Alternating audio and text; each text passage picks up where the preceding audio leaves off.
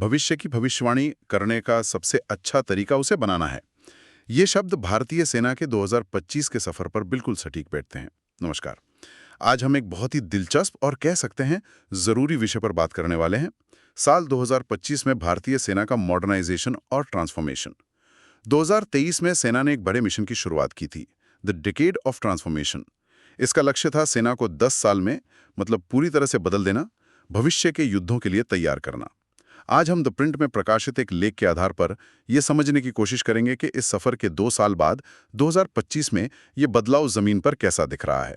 और ये विश्लेषण उन सभी के लिए खास तौर पर जरूरी है जो भारत की रक्षा क्षमताओं को समझना चाहते हैं, और हाँ, खासकर यूपीएससी सिविल सेवा परीक्षाओं की तैयारी करने वालों के लिए, जहां डिफेंस स्ट्रैटेजी और टेक्नोलॉजी से जुड़े सवाल अक्सर पूछे जाते हैं। तो चलिए इसे करीब से समझते हैं। शुरुआत करते हैं 2025 के एक बड़े इम्तिहान से, ऑपरेशन सिंदूर। ये अचानक से सुर्खियों में आया। ये था क्या और इसने सेना की क्षमताओं के बारे में क्या दिखाया? ऑपरेशन सिंदूर दरअसल मई 2025 में पहलगाम में हुए एक बड़े आतंकी हमले का जवाब था। अच्छा। जिसे पाकिस्तान समर्थित आतंकवादियों ने अंजाम दिया था। यहाँ सबसे दिलचस्प बात ये नहीं है कि भारत ने जवाब दिया, बल्कि ये है कि ये जवाब दिया कैसे गया। मतलब तरीके में कुछ नया था। बिल्कुल।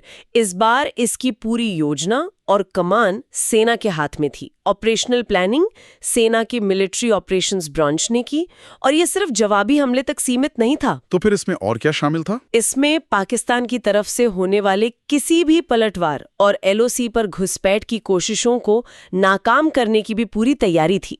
एक बहुत ही कॉम्प्रहेंसिव प्लान था। मतलब ये एक बहुत सोचा समझा और कंट्रोल्ड ऑपरेशन था। लेख में 9 आतंकवादी शिविरों को नष्ट करने का जिक्र है। ये कैसे किया गया? बिल्कुल। 9 में से 7 शिविरों को तो सेना ने सीधे तौर पर निष्क्रिय कर दिया।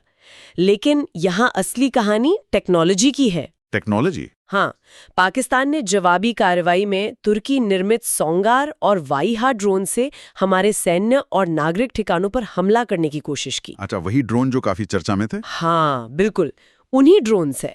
और यहीं पर 2025 की नई सेना की झलक दिखी। आप काउंटर ड्रोन टेक्नोलॉजी की बात कर रही हैं? एकदम। सेना की air defence units, counter US system और एक लेयर्ड एयर डिफेंस ग्रिड ने इन ड्रोन्स को नाकाम कर दिया। अब काउंटर यूएस सिस्टम सुनने में बड़ा टेक्निकल लगता है, पर हाँ, इसे आसान शब्दों में समझाएं तो इसका मतलब है वो तकनीक जो दुश्मन के ड्रोन का पता लगाकर उन्हें हवा में ही नष्ट कर देती है, या तो उनके सिग्नल जैम करके, या लेजर से, या फिर सीधे किसी मिसाइल से गिराकर। अच्छा। ये दिखाता है कि सेना ने यूक्रेन और आर्मेनिया अजरबैजान युद्ध से कितना कुछ सीखा है, जहां ड्रोन्स ने लड़ाई का नक्शा ही बदल दिया था। सही बात है। तो इस ऑपरेशन में सिर्फ डिफेंस ही नहीं बल्कि सटीक हमला करने की क्षमता भी जरूरी रही होगी। यहीं पर शायद ब्रह्मोस और पिनाका जैसे सिस्टम्स की भूमिका महत्वपूर्ण हो जाती है। आपने बिल्कुल सही नस पकड़ी है। रक्षा अपनी जगह है, लेकिन एक मजबूत जवाबी हमला ही असली डिटरेंट मतलब निवारक होता है। 2025 में सेना ने सिर्फ हथियार जमा नहीं किए, बल्कि उनकी मारक क्षमता और सटीकता को एक नए स्तर पर पहुंचाया। दिसंबर में दक्षिणी कमान ने ब्रह्मोस मिसाइल का परीक्षण किया, और ये कोई रूटीन टेस्ट नहीं था। अच्छा, तो क्या खास था इसमें? इसे एक नकली युद्ध की स्थिति में अंडमान और निकोबार कमान के साथ मिलकर किया गया। इसका मतलब यह है कि सेना अलग अलग कमांड्स के बीच तालमेल बिठाकर लंबी दूरी के ऑपरेशन करने की प्रैक्टिस कर रही है। एग्जैक्टली। इससे मिसाइल की तेज रफ्तार में स्थिरता और हजारों किलोमीटर दूर भी अपने लक्ष्य को सटीक भेदने की क्षमता साबित हुई। लेकिन असली game changer Pinaka rocket system में देखने को मिला। पिनाका तो कई सालों से हमारे पास है। 2025 में ऐसा क्या खास हुआ जिसने इसे इतना महत्वपूर्ण बना दिया? क्या ये सिर्फ एक अपग्रेड था या सोचने के तरीके में बदलाव? ये सोचने के तरीके में ही बदलाव है। जून में 2 अतिरिक्त पिनाका रेजिमेंट शामिल की गई। ओके। फिर दिसंबर में Pinaka long range guided rocket, जिसे LRGR कहते हैं, LRGR, उसका सफल परीक्षण हुआ, जिसकी रेंज लगभग 120 किलोमीटर है। पर कहानी यहीं खत्म नहीं होती। और भी कुछ है? हाँ, अब 300 किलोमीटर रेंज वाले पिनाका वेरिएंट पर काम चल रहा है। 300 किलोमीटर? ये तो शॉर्ट रेंज बैलिस्टिक मिसाइल की कैटेगरी में आ गया। इसका रणनीतिक मतलब क्या है? इसका मतलब ये है कि सेना अब दुश्मन की सीमा के बहुत अंदर उनके कमांड सेंटर, सप्लाई डिपो, इन सब पर हमला कर सकती है। वो भी अपनी सीमा के अंदर पूरी तरह सुरक्षित रहते हुए। बिल्कुल, ये युद्ध की पूरी रूपरेखा बदल देता है, क्योंकि अब लड़ाई सिर्फ बॉर्डर पर नहीं बल्कि दुश्मन के इलाके के अंदर लड़ी जा सकती है।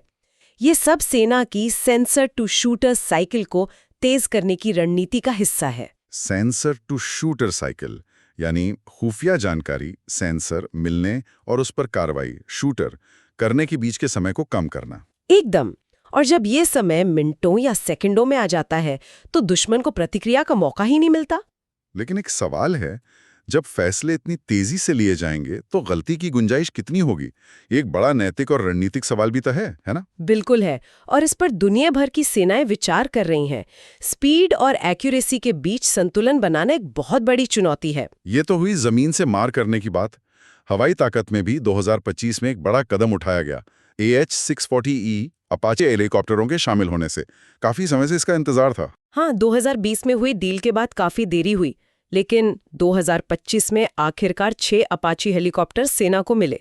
ये दुनिया के सबसे एडवांस्ड मल्टी रोल लड़ाकू हेलीकॉप्टर माने जाते हैं। इनके आने से क्या बदला? इनके आने से जोधपुर में सेना की पहली डेडिकेटेड 6 फ्लीट अपाची स्क्वाड्रन को चालू करने की योजना को मजबूती मिली है। डेडिकेटेड मतलब ये खास तौर पर सेना के ऑपरेशंस के लिए होंगे, एयरफोर्स के कंट्रोल में नहीं। सही समझे। इसका मतलब है कि जब जमीनी लड़ाई के दौरान सैनिकों को तत्काल हवाई मदद की जरूरत होगी तो ये हेलीकॉप्टर सेना के कमांड के तहत तुरंत उपलब्ध होंगे। अच्छा, तो ये क्लोज एयर सपोर्ट की डायनामिक्स को पूरी तरह बदल देगा। हाँ, जमीनी कमांडर को ज्यादा ताकत देता है ये। तो हमने टेक्नोलॉजी और हथियारों की बात की, लेकिन डेकेड ऑफ ट्रांसफॉर्मेशन का मतलब सिर्फ नए खिलौने खरीदना तो नहीं होगा। क्या सेना के संगठनात्मक ढांचे में भी कोई बदलाव दिख रहा है? लेख में कुछ बहुत दिलचस्प नए नाम है, भैरव बटालियन, अश्नी प्लाटून, ये क्या है? ये इस पूरे ट्रांसफॉर्मेशन का शायद सबसे महत्वपूर्ण हिस्सा है। ये सिर्फ फैंसी नाम नहीं है। तो फिर क्या है? ये युद्ध की बदलती प्रकृति के प्रति सेना का अनुकूलन है। सेना प्रमुख जनरल उपेंद्र द्विवेदी ने विजय दिवस पर इनकी घोषणा की। ये सेना को भविष्य के लिए तैयार करने वाले बिल्डिंग ब्लॉक्स हैं। तो ये बिल्डिंग ब्लॉक्स काम कैसे करेंगे? जैसे भैरव बटालियन का क्या रोल होगा? भैरव बटालियन असल में 25 लाइट कमांडो बटालियन है। लाइट का मतलब है हल्की, फुर्तीली और तेजी से कहीं भी तैनात की जा सकने वाली। मतलब स्पेशल ऑपरेशंस के लिए? हाँ, विशेष अभियानों, दुश्मन की सीमा के पीछे जाकर कार्रवाई करने या मुश्किल इलाकों में लड़ने के लिए होंगी। वहीं अश्नी प्लाटून का कॉन्सेप्ट और भी क्रांतिकारी है। वो कैसे? हर इन्फैंट्री यूनिट में एक अश्नी प्लाटून होगी जो पूरी तरह से ड्रोन से लैस होगी। हर यूनिट में? हर यूनिट में। इनका काम होगा खुफिया जानकारी जुटाना, निगरानी करना और टोही मिशन, जिसे ISR कहते हैं। सोचिए, हर यूनिट के पास आसमान में अपनी आंखें होंगी जो दुश्मन की हर हरकत पर नजर रखेंगी। बिल्कुल, और जरूरत पड़ने पर छोटे-मोटे सटीक हमले भी कर सकेंगी। ये जमीनी लड़ाई का तरीका पूरी तरह बदल देगा। वाह! और लेख में शक्ति बाण रेजिमेंट और दिव्यास्त्र बैटरी का भी जिक्र है। हाँ, ये नई संरचनाएं हाइब्रिड युद्ध के लिए बनाई गई हैं। इन्हें मानव रहित हवाई वाहनों, UAVs और लॉइटर म्यूनिशन से लैस किया गया है। लॉइटर म्यूनिशन मतलब कामिकाजे ड्रोन? हाँ, आम भाषा में कामिकाजे ड्रोन भी कहते हैं। ये लक्ष्य के ऊपर घंटों मंडराते रह सकते हैं और सही मौका देखकर सुसाइड अटैक करते हैं। ये संरचनाएं पारंपरिक और गैर पारंपरिक दोनों तरह के हमलों के लिए हैं। इन सब नई यूनिट्स और हथियारों के लिए बहुत सारी खरीद भी हो रही होगी। यहाँ आत्मनिर्भर भारत का असर कितना दिख रहा है? बहुत बड़ा असर। सेना ने 2024 और 2025 इन 2 सालों को ईयर्स ऑफ टेक एब्जॉर्प्शन के रूप में मनाया है। यहाँ मकसद सिर्फ टेक्नोलॉजी खरीदना नहीं है, बल्कि उसे अपने सिस्टम में इंटीग्रेट करना है। एकदम सही।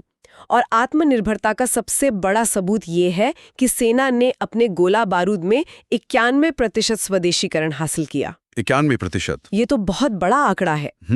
इसका क्या महत्व है? इसका रणनीतिक महत्व बहुत ज्यादा है। इसका मतलब है कि युद्ध की स्थिति में हमें गोला बारूद के लिए किसी दूसरे देश पर निर्भर नहीं रहना पड़ेगा।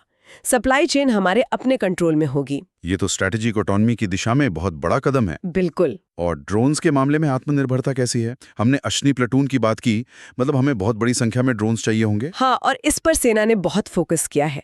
2025 में सेना ने बड़े पैमाने पर US यानी अनमैन्ड एरियल सिस्टम्स को शामिल किया। कितनी संख्या में? इसमें लगभग 3000 रिमोटली पायलटेड एयरक्राफ्ट, यानी आरपीए, 150 टेदर ड्रोन, झुंड ड्रोन और कामिकाजे ड्रोन शामिल हैं।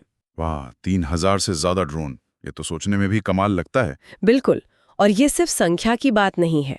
रक्षा अधिग्रहण परिषद डीएसी ने भी मानव रहित प्रणालियों और काउंटर यूएएस को प्राथमिकता दी। अगस्त में डीएसी ने सेना के बीएमपी वाहनों के लिए थर्मल इमेजर आधारित ड्राइवर नाइट साइट और तीनों सेनाओं के लिए मेल ड्रोन्स की खरीद को मंजूरी दी। मेल ड्रोन्स यानी medium altitude long endurance drones, जो ज्यादा ऊंचाई पर लंबे समय तक उड़ सकते हैं। सही। इसका मतलब है कि सेना को सरहद पर घंटों या दिनों तक लगातार निगरानी करने की क्षमता मिल जाती है, वो भी बिना किसी पायलट को खतरे में डाले। ये खुफिया जानकारी जुटाने के लिए एक बहुत बड़ा कदम है। एक सवाल मन में आता है, जब इतना जोर आत्मनिर्भरता और स्वदेशीकरण पर है, तो क्या अंतर्राष्ट्रीय सहयोग जैसे जॉइंट एक्सरसाइज वगैरह कम हो गए हैं? ये एक बहुत अच्छा सवाल है। आत्मनिर्भरता का मतलब अलगाव नहीं है, बल्कि 2025 में भी सेना ने संयुक्त अभ्यासों में भाग लेना जारी रखा। और ये क्यों जरूरी है? ये अभ्यास इंटरऑपरेबिलिटी यानी दूसरे देशों की सेनाओं के साथ मिलकर काम करने की क्षमता को बेहतर बनाने के लिए बहुत जरूरी है। इंटरऑपरेबिलिटी, ये शब्द यूपीएससी के लिहाज से भी काफी महत्वपूर्ण है। आसान शब्दों में इसका मतलब? आसान शब्दों में इसका मतलब है कि जब दो अलग अलग देशों की सेनाएं एक साथ ऑपरेशन करें, तो वे एक दूसरे के तरीकों, उपकरणों और कम्युनिकेशन सिस्टम को समझ सकें और बिना किसी गड़बड़ी के मिलकर काम कर सकें।